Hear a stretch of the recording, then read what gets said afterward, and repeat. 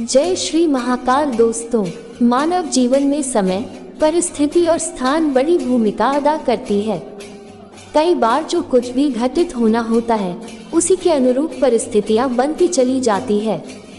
वो कहते हैं ना, ईश्वर ने पहले से ही सबका भाग्य, जीवन, मरण सब लिख रखा है और समय आने पर परिस्थितियां स्वयं वैसा ही रूप और माहौल तैयार करती है जिससे काल का लिखा सच हो जाए। कोई चाह कर भी इसे बदल नहीं सकता, ना ही इससे भाग सकता है। तभी तो कहते हैं ना, काल से बलवान कोई नहीं। नमस्कार दोस्तों, एक बार फिर से स्वागत है आपका हमारे YouTube चैनल अद्भुत गाथा पर। दोस्तों, आज की वीडियो में हम आपको राजा विक्रमादित्य और काल की कहानी सुनाने वाले हैं। ये कथा बड़ी ही रोचक एवं ज्ञानवर्धक है, इसलिए इस वीडियो को एंड तक देखें। वीडियो को आधा अधूरा छोड़कर जाने की गलती मत करिएगा। इससे पहले हम कथा शुरू करें, आपसे निवेदन है, यदि आपने अब तक हमारे चैनल अद्भुत गाथा को सब्सक्राइब नहीं किया है तो सब्सक्राइब कर लीजिए, लाइक कीजिए और हाँ, बेल आइकॉन को दबाना मत भूलिएगा। आपका ये छोटा सा प्रयास हमारे लिए बहुत महत्व रखता है। आइए शुरू करते हैं आज की कथा। कलियुग में एक ही चक्रवर्ती सम्राट हुए हैं और वो थे सम्राट विक्रमादित्य। राजा विक्रमादित्य भारत के महान शासकों में एक थे। उन्हें एक आदर्श राजा रूप में देखा जाता है। अपनी बुद्धि, अपने पराक्रम, अपने जुनून से इन्होंने आर्यावर्त के इतिहास में अपना नाम अमर किया है। इनके पराक्रम की सैकड़ों कहानियां हैं जिसे सुनकर कड़े समय में लोगों को हौसला मिलता है। इन कहानियों के अलावा में दो और रोचक प्रसंग है, बैताल 25 और सिंहासन 32।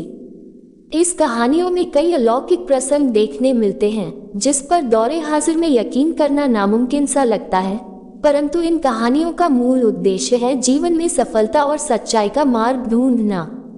ये एक ऐसे राजा हुए जिन्होंने अपने समय को अपने नाम से परिभाषित किया और आज भी इनके नाम से विक्रमी संवत मनाया जाता है।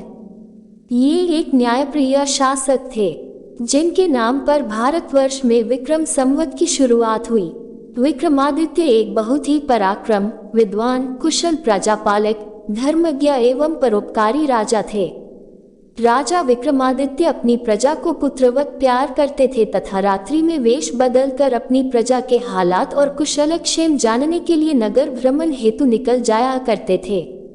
एक बार यूं ही राजा विक्रमादित्य वेश बदलकर देर रात्रि में नगर भ्रमण हेतु निकले। भ्रमण करते करते अमृत वेला का समय हो गया और फटने लगे थे। इस समय राजा विक्रमादित्य नगर की परिक्रमा वाले मार्ग से गुजर रहे थे।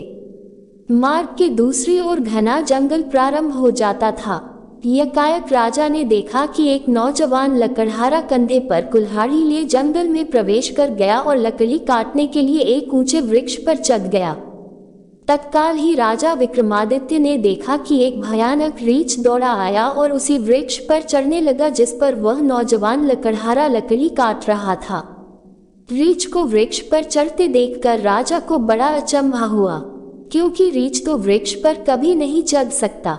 उस नौजवान लकड़हारे ने जब रीछ को अपनी ओर आते देखा तो उसके हाथ पांव फूल गए और भय के कारण उसके हाथ से वृक्ष का टहनी छूट गई और वो पृथ्वी पर गिर पड़ा और उसके प्राण पखेरु उड़ गए। तब रीछ वृक्ष से नीचे उतरा और राजा के देखते ही देखते उसने एक सुंदर लड़की का रूप धारण कर लिया और जंगल के समीप ही स्थित एक कुएं की जगत मुंडेर पर जाकर बैठ गई। राजा दूर खड़ा कौतूहल से ये सब देख रहा था और सोच रहा था कि यह लड़की बना हुआ रीछ अब क्या करेगा। थोड़ी ही देर में राजा के दो सिपाही जो रात्रि गश्त पर थे उधर आ निकले और इत्तेफाक से दोनों सिपाही आपस में सगे भाई थे। छोटे भाई की नजर जब कुएं की मुंडेर पर बैठी उस सुंदर लड़की पर पड़ी तो बड़े भाई से बोला, देख भाई, कितनी सुंदर लड़की बैठी है, मेरा मन कर रहा है कि मैं इससे विवाह कर लूं। बड़ा भाई बोला, बड़े भाई के होते हुए छोटा भाई कैसे विवाह कर सकता है? बड़ा होने के नाते ये पहले मेरी है, इसलिए इससे विवाह तो मैं ही करूंगा। तब छोटा भाई बोला, इससे पहले मैंने देखा है, इसलिए इससे विवाह तो मैं ही करूंगा। तब बड़ा भाई बोला कि हम तो व्यर्थ ही झगड़ रहे हैं, क्यों ना हम इस लड़की से ही पूछ ले। ये हम दोनों में से जिसे पसंद करेगी वही इस लड़की से विवाह कर लेगा। इस प्रकार आपस में निर्णय करके दोनों भाई उस लड़की के पास पहुंचे। बड़े भाई ने उस लड़की से प्रश्न किया, हे सुंदरी, आप कौन हो और यहाँ क्या कर रही हो? वह लड़की बोली, मैं पास ही एक गांव में रहती हूँ और अपने पति की तलाश में निकली हूँ। छोटा भाई बोला, तुम्हारा पति कहाँ है? तुम चाहो तो उसे ढूंढने में हम तुम्हारी सहायता कर सकते हैं। तब लड़की बोली, अभी तो मैं कुंवारी हूँ और किसी योग्य वर की तलाश में निकली हूँ। तब छोटा भाई बोला, हम दोनों भाई भी अभी कुंवारे हैं, यदि तुम चाहो तो हम में से किसी एक से विवाह कर सकती हो। लड़की बोली, मैं तुम दोनों में से एक से विवाह कर लूंगी, परंतु मेरी एक शर्त है। दोनों भाई बोले, क्या शर्त है तुम्हारी? लड़की बोली, तुम दोनों में से जो भी अधिक बहादुर हुआ मैं उसी से विवाह करूंगी। इतना सुनते ही दोनों भाई स्वयं को एक दूसरे से श्रेष्ठ सिद्ध करने की इच्छा रखते हुए आपस में युद्ध करने लगे। लड़ते लड़ते दोनों भाइयों ने तलवारें निकाली और एक दूसरे के पेट में आर पार कर दी। इस प्रकार दोनों भाइयों ने अपने प्राण त्याग दिए। तब वह लड़की जोर से हंसी और उठकर एक दिशा की ओर चल पड़ी। ये लड़की छलावा अब क्या करेगी? ऐसा सोचते हुए राजा विक्रमादित्य भी थोड़ी थोड़ी दूरी रखते हुए उस लड़की के पीछे पीछे चलने लगे। अब तक सूर्य भगवान भी पूर्ण रूप से उदय हो चुके थे, परंतु सम्राट विक्रमादित्य एक रीछ के वृक्ष पर चढ़ने और फिर एक सुंदर लड़की का रूप बदलने की विचित्र घटना अपनी आंखों से देखकर अपनी सुध बुद्ध खो बैठे थे। उन्हें अपनी भूख, प्यास व राजपाट के विषय में कुछ भी ध्यान न रहा। ध्यान रहा तो केवल उस रहस्यमय सुंदर लड़की के विषय में जानने की जिज्ञासा। उन्होंने उस सुंदर लड़की का सावधानी पूर्वक दूरी बनाकर पीछा करना जारी रखा। पीछा करते करते लगभग 200 कदम आगे चलने के बाद राजा विक्रमादित्य के विस्मय की सीमा न रही, क्योंकि राजा विक्रमादित्य के देखते ही देखते एकाएक वही सुंदर लड़की अब एक लड़की से जहरीले नाग का रूप धारण कर चुकी थी। वह जहरीला नाग अब बड़ी तेजी से आगे बढ़ने लगा। कुछ दूर आगे एक नदी बह रही थी। वह भयानक जहरीला नाग नदी किनारे पहुंचकर कुछ क्षण रुका और राजा के देखते ही देखते नदी में कूद गया। नदी के बीचों बीच एक नाव चल रही थी जिसमें 20-25 लोग सवार थे। वह जहरीला नाग उस नाव की तरफ बढ़ने लगा। सम्राट विक्रमादित्य किनारे पर खड़े ये सब कुछ देख रहे थे। देखते ही देखते वह जहरीला नाग उस नाव में कूद गया। नाग पर नजर पड़ते ही नाव में भगदड़ मच गई और अपनी जान बचाने के लिए लोग नाव से पानी में कूद पड़े। उनमें से जो लोग तैरना जानते थे वे तो तैरकर नदी से बाहर निकल गए और जो तैरना नहीं जानते थे वे सभी लोग पानी में डूबकर मर गए। थोड़ी देर के बाद वह नाग नदी से बाहर निकला और नदी के किनारे किनारे आगे बढ़ने लगा। सम्राट विक्रमादित्य उसके पीछे पीछे चलने लगे। कुछ दूर जाकर राजा विक्रमादित्य को एक बार फिर आश्चर्यचकित होना पड़ा, क्योंकि उस नाग ने एक बार फिर अपना रूप बदला। अब वह एक वृद्ध ब्राह्मण के रूप में था। राजा विक्रमादित्य ने सोचा कि इस रहस्यमय प्राणी के विषय में जानकारी लेने का यह उचित अवसर है, क्योंकि इस समय ये निर्बल है, एक वृद्ध ब्राह्मण के रूप में है। अब मैं इससे इसके बारे में सुगमता से पूछ सकता हूँ। ये सोचकर राजा विक्रमादित्य शीघ्रता से उस रहस्यमय ब्राह्मण की ओर बढ़ने लगे।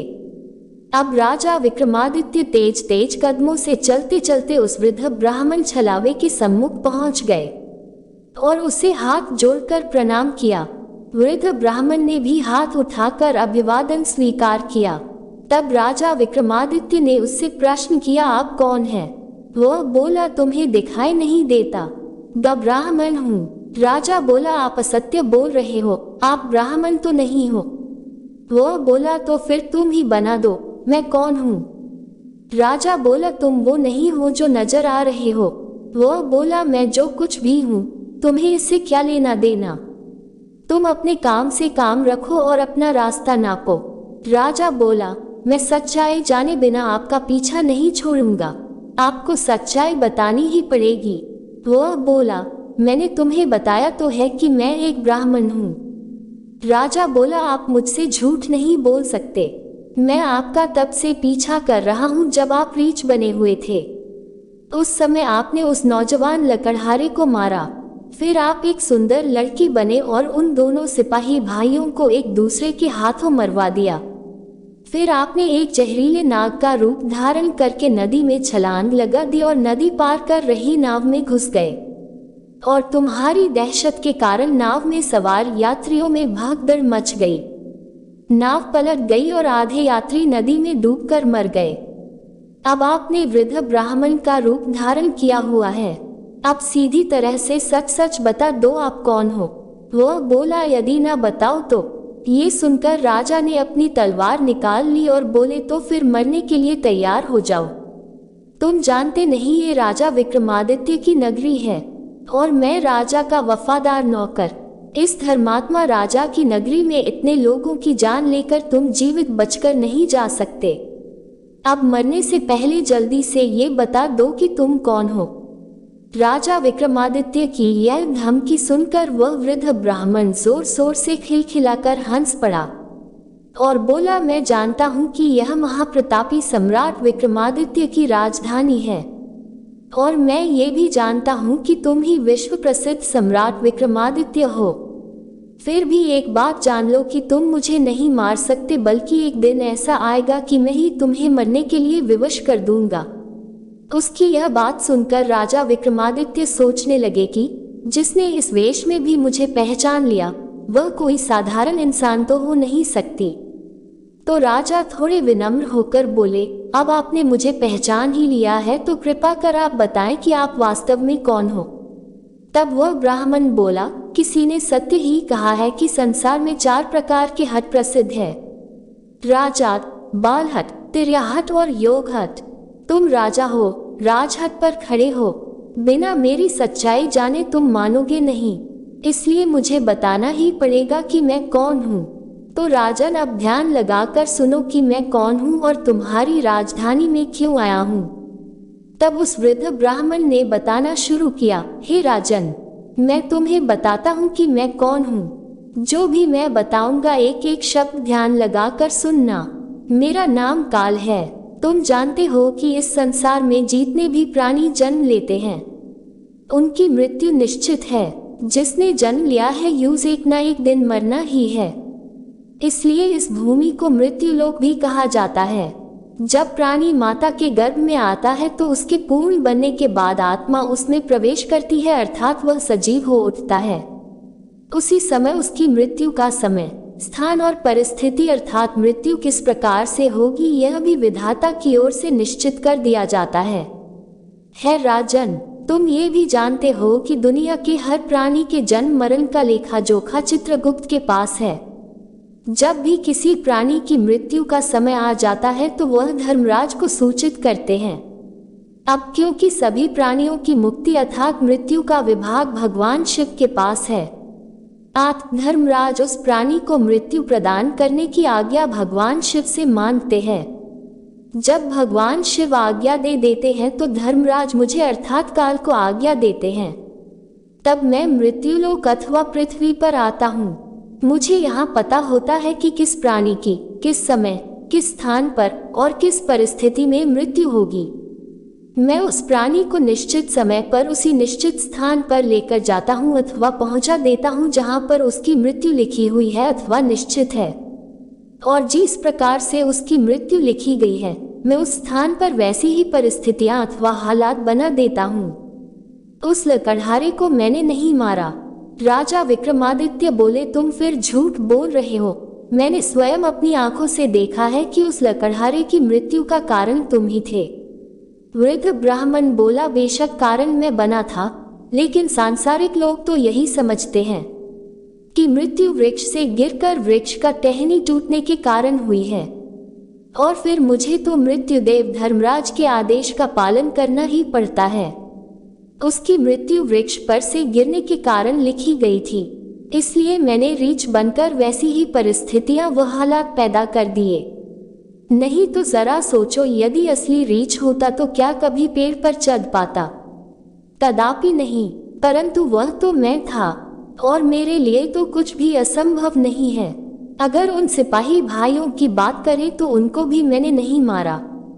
उनकी मृत्यु एक दूसरे के हाथों लिखी थी। उनके लिए मुझे सुंदर लड़की बनना पड़ा। नाव में सवार कुछ लोगों की मृत्यु पानी में डूबने से लिखी थी। इसके लिए मुझे भयानक नाग का रूप धारण करना पड़ा। हे राजन, मुझे लगता है कि अब तो आप अच्छी तरह समझ गए होंगे कि मैं कौन हूँ और तुम्हारी नगरी में क्यों आया था, और यह भी समझ गए होंगे कि समय, स्थान और परिस्थिति की सांसारिक प्राणी के जीवन में कितनी बड़ी भूमिका होती है। राजा विक्रमादित्य ने वृद्ध ब्राह्मण रूपी काल की बात बड़े ध्यान से सुनी और गंभीर हो गए। काल कहने लगा, हे राजन, अब मैं चलता हूँ। राजा विक्रमादित्य बोले, हे कालदेव, आपने मुझे बहुत अच्छी जानकारी दी है जिसके लिए मैं आपका बहुत आभार व्यक्त करता हूँ। कृपया जाने से पहले मेरे एक और प्रश्न का उत्तर देते जाए। कालदेव बोले, पूछो, क्या पूछना चाहते हो? राजा विक्रमादित्य बोले, कृपा करके मुझे ये बताए कि मेरी मृत्यु कब, किस स्थान पर और किस प्रकार से होगी। कालदेव बोले, हे राजन, मैं यहाँ तो बता सकता हूँ कि तुम्हारी मृत्यु कहाँ और किस प्रकार से होगी, परंतु यहाँ नहीं बता सकता कि तुम्हारी मृत्यु कब होगी। राजा विक्रमादित्य बोले, हे कालदेव, मृत्यु का समय बताने में आपको क्या आपत्ति है? कालदेव बोले, हे राजन, यदि मैंने पहले ही आपको मृत्यु का समय बता दिया तो इसी क्षण से आप चिंताग्रस्त हो जाओगे, और आप तो जानते ही हो कि चिंता चिता समान होती है। अभी तो आपको अपने शासनकाल में बहुत से शुभ और जनकल्याण के कार्य करने हैं। राजा विक्रमादित्य बोले, चलो समय ना सही, ये तो बता दो कि मेरी मृत्यु कहाँ और कैसे होगी। कालदेव बोले, सुनो राजन, तुम्हारी मृत्यु तुम्हारे ही महल में सीढ़ियों पर से पांव फिसलकर गिरने के कारण से होगी। इतनी बार सम्राट विक्रमादित्य को बताकर वृद्ध ब्राह्मण रूपी काल शीघ्रता से एक दिशा की ओर चल पड़े और कुछ दूर जाकर विलुप्त हो गए। तब समय तक सूर्य भगवान भी पूर्ण रूप से अस्त हो चुके थे। चारों तरफ अंधकार छा गया था। राजा विक्रमादित्य अब शारीरिक और मानसिक रूप से थक चुके थे। आप मन में गहन सोच विचार लिए हुए तेज कदमों से अपने महल में प्रस्थान कर गए। तो दोस्तों, ये थी विक्रमादित्य और काल की कथा, जिससे हमें ये जानने को मिलता है कि काल से कभी को नहीं जीता। काल सबसे बलवान है। रामायण में भी कहा गया है, न हो ये वही जो राम रांची रखा, अर्थात होगा वही जो प्रभु ने पहले से ही हमारे भाग्य में लिख रखा है। इसलिए अपने कर्मों पे ध्यान दीजिए और उन्हें सुधारिए, भाग्य स्वयं सुधार जाएगा। आशा करती हूँ आपको आज की वीडियो अत्यंत पसंद आई होगी। यदि आपको हमारी वीडियो पसंद आई है तो एक लाइक करिए और प्रेम से कमेंट में जय श्री महाकाल अवश्य लिखिएगा। बाबा महाकाल आप सबका मंगल करे, इसी मनोकामना के साथ आज के लिए इतना ही। मिलते हैं अगली वीडियो में, तब तक के लिए नमस्कार।